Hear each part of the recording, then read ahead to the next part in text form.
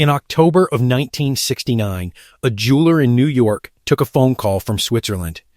Richard Burton was on the line from a chalet in Gstaad, and he was not calling to negotiate. A pear-shaped diamond, 69,042 carats, the size of a peach pit, had gone up for auction at Park Bernay Galleries, and Burton wanted it.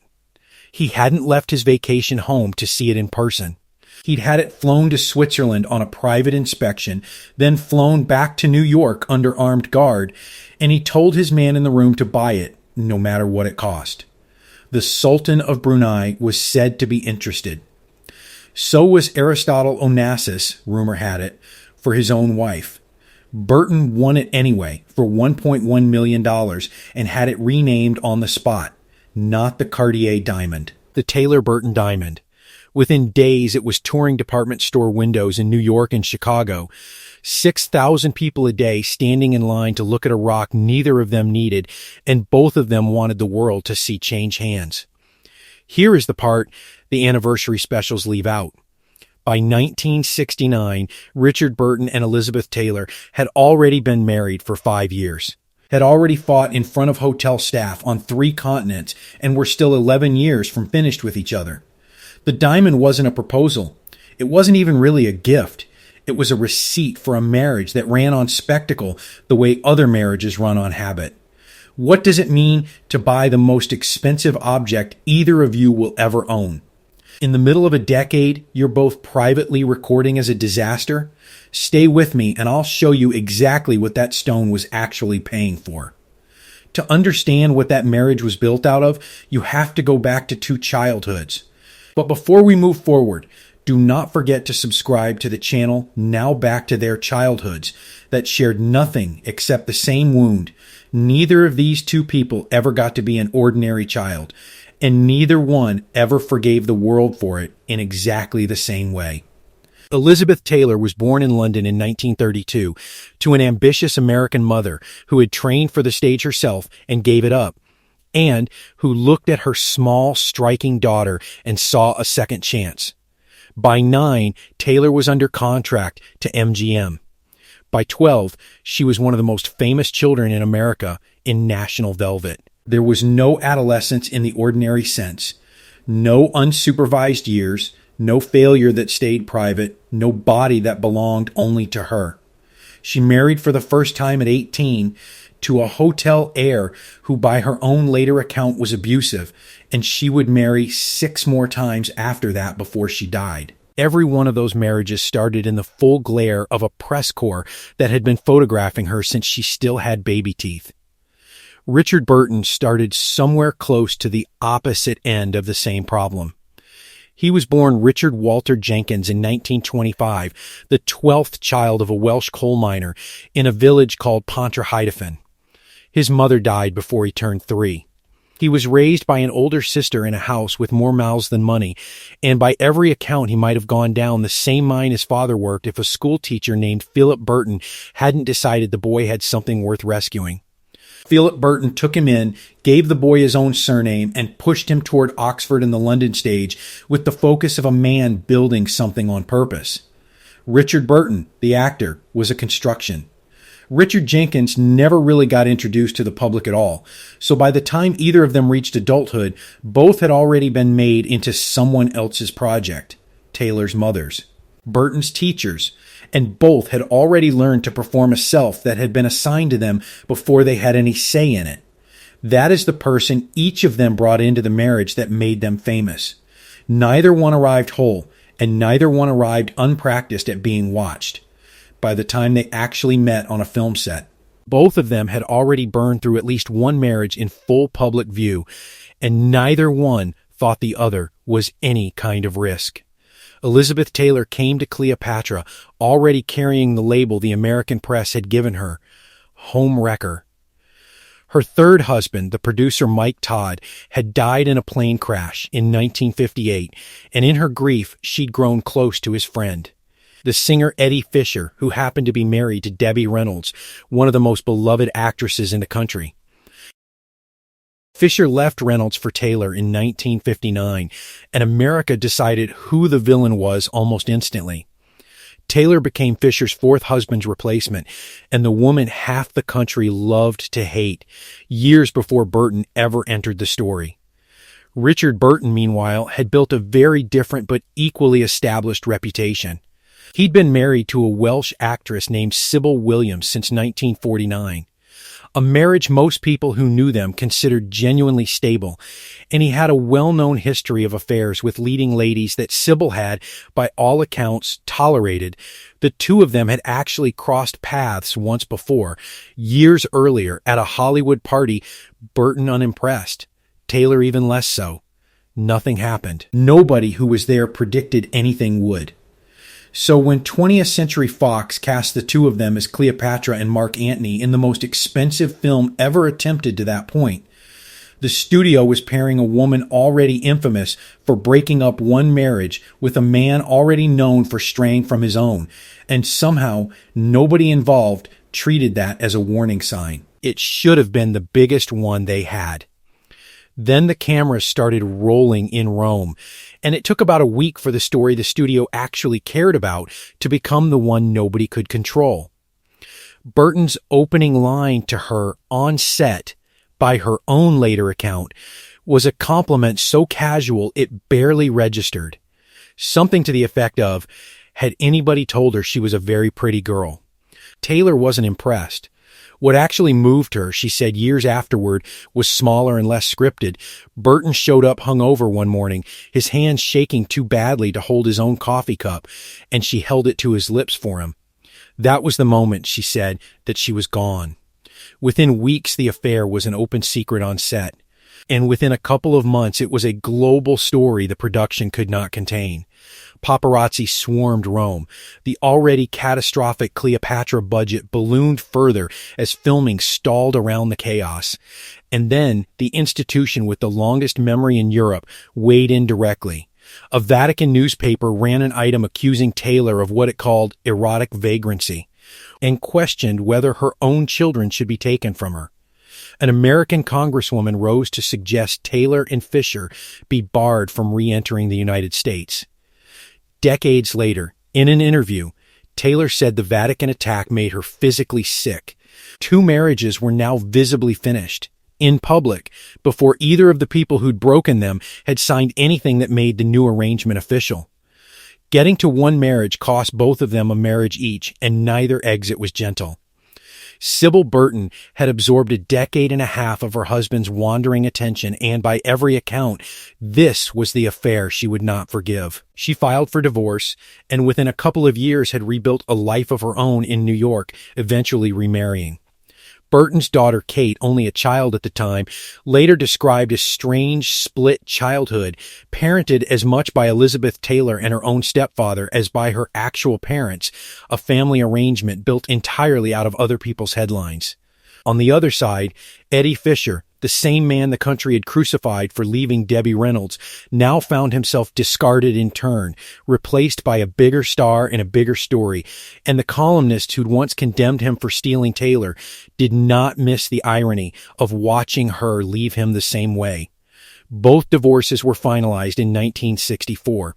Taylor and Burton married within weeks, in a hotel suite in Montreal, in a ceremony small enough that it barely registered next to the 2 years of scandal that had preceded it. It took 2 ruined marriages to legally create the one the world had already decided was real. The wedding itself was almost an afterthought. What came after it was not. The ceremony in Montreal lasted about 20 minutes. What it opened lasted a decade, and it moved fast in every direction at once. Within months of the wedding, Taylor and Burton were effectively running a joint operation, matching film contracts, rising fees on both sides, a run of movies together through the mid-1960s that traded on nothing but the fact that audiences wanted to watch the real thing performing itself on screen. And almost immediately, a second economy opened up alongside the professional one. Gifts, furs, jewelry, objects bought not simply as affection, but as a running, visible register of the relationship's temperature, proof purchased in public that whatever was happening between them privately, the money and the spectacle were still pointed in the same direction. The wedding was the smallest thing about this marriage. Everything built around it was enormous, and almost none of it was quiet. And offstage, in pages neither of them ever intended for public release, a very different account of that decade was already being written down in real time. Richard Burton kept a diary his entire adult life, pocket notebooks, desk diaries, loose paper, roughly 400,000 words in total, and none of it saw daylight until nearly 3 decades after he died. When an editor finally compiled and published it, it was never written for an audience. That is exactly why it reads so differently from anything either of them said to a reporter. In one entry from the late 1960s, Burton described Taylor drinking not merely tipsy, but in his word, stoned, unfocused, unsteady, talking in a slow, childlike voice, and confessed that being in the room with her in that state felt to him like a physical pain in the stomach. In the very same pages, in other entries, he called her the greatest luck of his life, described her as brilliant and funny and impossibly beautiful, and admitted that an absence of a few hours from her felt like an ache he couldn't explain to anyone else. Both of those men wrote those words. Neither one was performing for the camera. His daughter Kate said publicly, decades later, that in 26 years she'd seen her father drunk only a handful of times.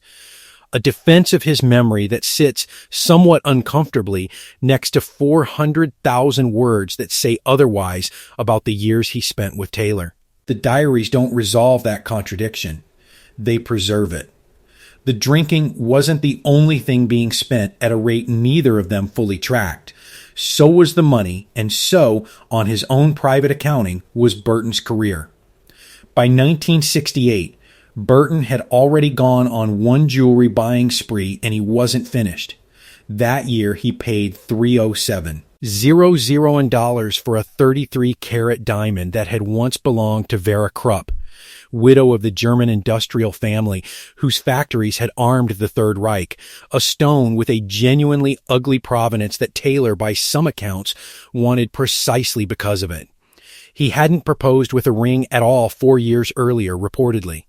He didn't want to hand her something smaller than what previous husbands had already given her, so their engagement gift had been a Bulgari necklace instead. The diamond came later, once there was a record to outbid. Then came the 1969 stone from the cold open, the 69-carat pear-shaped diamond, bought for $1.1 million over a phone line from Switzerland, renamed Taylor Burton, and sent on public tour before Taylor had worn it more than a handful of times.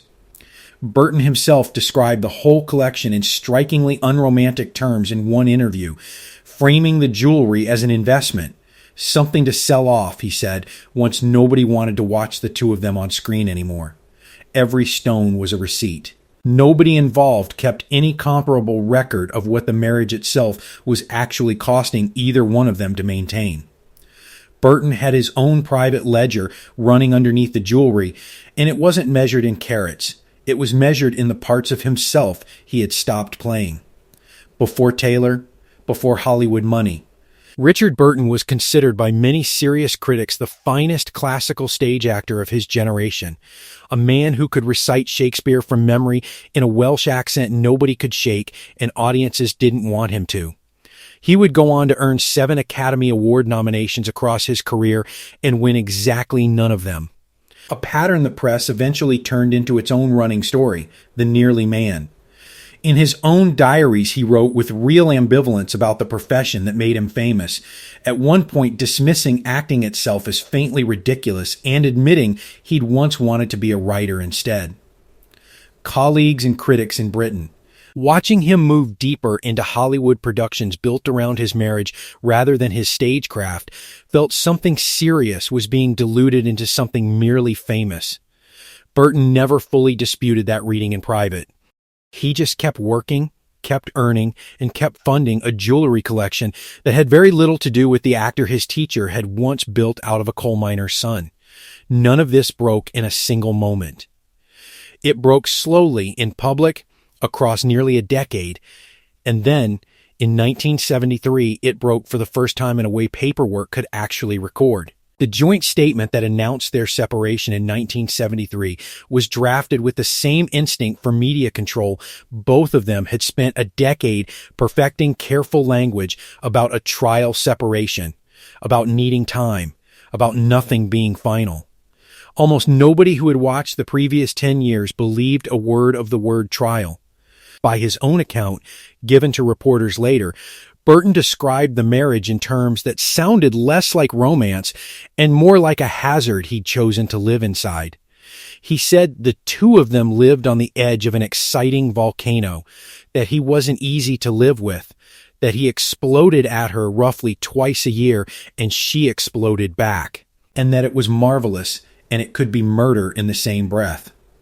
The divorce was finalized in 1974, 10 years and roughly a dozen shared films after the wedding in Montreal, and no single incident anyone has ever named accounts for why it finally ended when it did. The pattern itself is the explanation. A decade that opened with a stolen diamond auction closed with a filed piece of paper, and neither of them, by every account, actually believed the paper would hold. They were right not to believe it. Within 2 years, they tried again, and this time they tried somewhere the cameras couldn't find them. On October 10, 1975, in a remote village inside Chobe National Park in Botswana, Richard Burton and Elizabeth Taylor remarried in secret, the only wedding of theirs out of two, that the press did not get to watch happen. By every account, both of them meant it. It didn't survive 10 months. The same patterns that had ended the first marriage reasserted themselves almost immediately, and in July of 1976, they divorced for the second time. They had spent 14 years unable to stay married to each other and apparently unable to stay fully apart. The second divorce didn't resolve that contradiction. It just closed the paperwork on it one more time. Both of them moved on almost immediately afterward, and neither move looked much like actually moving on. Burton married a British model named Susie Hunt within months of the second divorce being finalized, a marriage that lasted until 1982. Taylor married the Virginia politician John Warner that same year, stepping for a while into the very different role of a senator's wife. And yet Burton kept telling reporters on the record that he and Taylor would always be drawn back to each other. He used almost exactly that phrase in one interview, adding that she might marry someone else and so might he, but that wouldn't change it.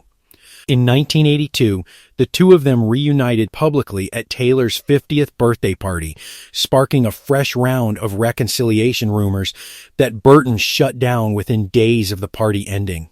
By 1983, he'd married again to a production assistant named Sally Hay, his fourth wife.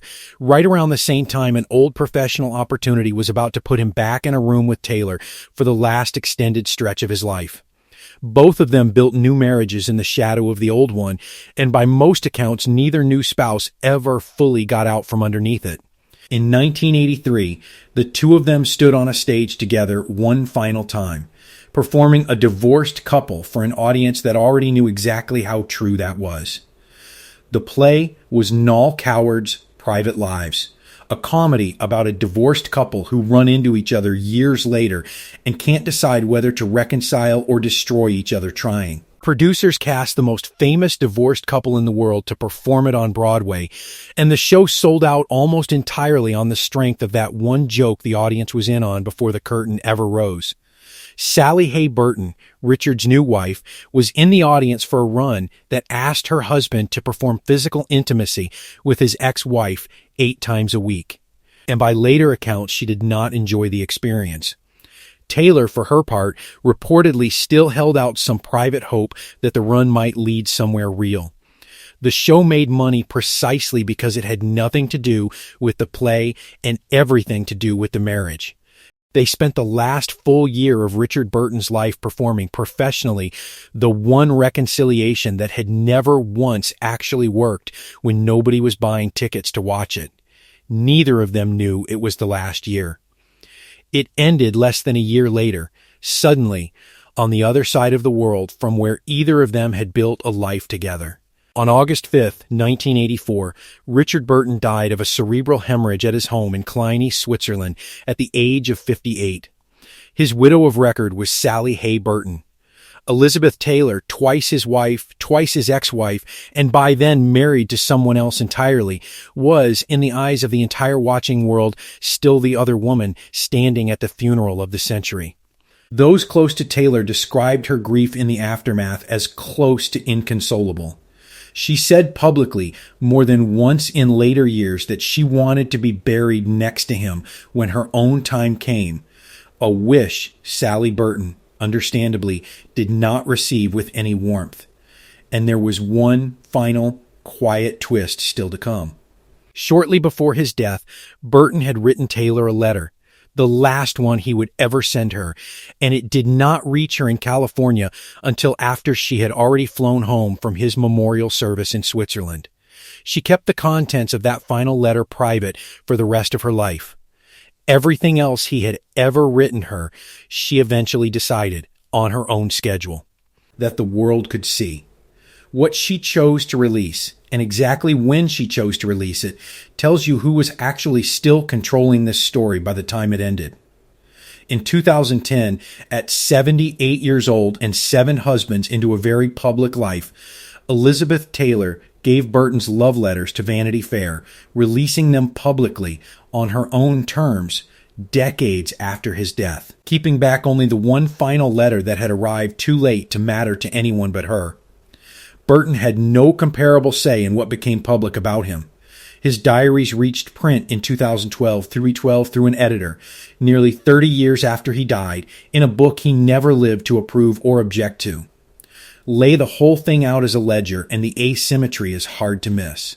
Rose Kennedy, in a very different story, eventually opened 300 boxes of her own papers to a presidential library and let historians read her marriage on her own terms. Jacqueline Kennedy Onassis went the opposite direction, sealing what she could and fighting in foreign courts to keep even a handful of letters out of print. Elizabeth Taylor did something in between. She opened exactly the door she wanted opened, on exactly the year she chose to open it, and not 1 inch further than that.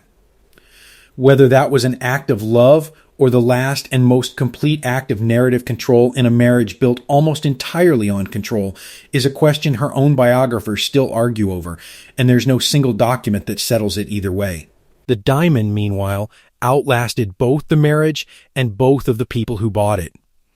In 2011, months after Taylor's own death, her jewelry collection sold at Christie's, and the Krupp diamond alone brought in $8.8 million, a single object now worth roughly 28 times what Burton originally paid for it. Decades after either of the people who fought over that stone had anything left to prove with it. Go back to that auction room one more time. A jeweler on the phone with a man in Switzerland, 6,000 strangers a day lining up afterward to look at a rock behind glass, none of them able to see what it had actually paid for.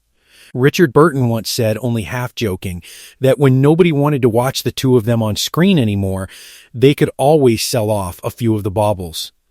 He was closer to right than he probably meant to be. The marriage itself ended twice. The diamond never got divorced from either of them. Before you go, please subscribe and comment your thoughts about Elizabeth Taylor and Richard Burton's marriage.